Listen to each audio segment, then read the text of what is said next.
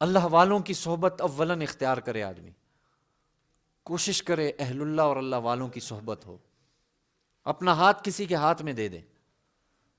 مجھے نہیں پتا راستہ، مجھے نہیں پتا، یا مثال کے طور پہ کوئی نابینا شخص ہے اور اسے پتا ہے کہ میں یہاں سے گم ہو جاؤں گا، دینا پڑے گا اسے کسی کے ہاتھ میں، اسے سمجھاتے رہنا آپ یہاں سے یوں جانا، یہاں سے یوں جانا.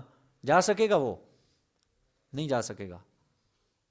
آپ کہیں گے یار ہاتھ میرے ہاتھ میں دو، اب آپ کو میں وہاں تک چھوڑ کے آؤں گا، پہنچا کے آئے گا وہ. یہ اللہ والوں کی مثال ہوتی ہے. اللہ والے ایسے جو اللہ کے نیک بندے ہیں، جن کو اللہ تعالیٰ نے اپنا اتنا تعلق نصیب کیا ہوتا ہے، اور اللہ تعالیٰ نے ان کے اندر اتنی صلاحیت رکھی ہوتی ہے کہ وہ مخلوق کے دوسرے بندوں کی اس اعتبار سے خدمت کرتے ہیں کہ ان کا تعلق اللہ کے ساتھ جوڑنے میں یہ لوگ ذریعہ بنتے ہیں. بہت ضروری ہے اس دور میں کسی اللہ والے کی صحبت کا ہونا. وہ کوئی شخص حکیم الامت کے پاس گیا اور اس نے کہا کہ حضرت غالباً اللہ کے قرب کا کوئی بتائیں جی، طریقہ بتائیں. تو حکیم الامت نے کہا کہ بھئی اللہ والوں کی صحبت میں رہ کر اللہ کا ذکر کرو. سوال اس کا اسی قسم کا تھا، دل صاف کرنا تھا یا اللہ کا قرب تھا، جو بھی تھا. تو اس شخص نے کہا جی کہ بات یہ ہے حضرت، قرآن میں بالکل اللہ کے ذکر کرنے کا تو ہے، حکم ہے کہ تم اللہ کو یاد کرو، بار بار حکم ہے، لیکن کہیں پر یہ نہیں لکھا کہ اللہ والوں کی صحبت میں بیٹھ کے اللہ کا ذکر کرو.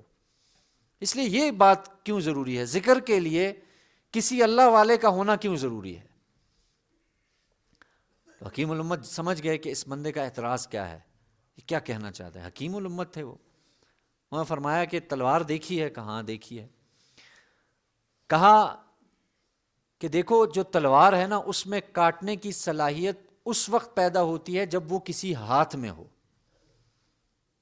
تب وہ کسی کو کاٹے گی. نہیں تو ہے تلوار اگر پڑی ہے تو وہ تلوار، لیکن وہ کسی کو کاٹے گی نہیں، کاٹ سکتی. کیوں؟ اس لیے کہ اس وقت تک وہ کسی کے ہاتھ میں نہیں ہے، کچھ چلانے والا چاہیے.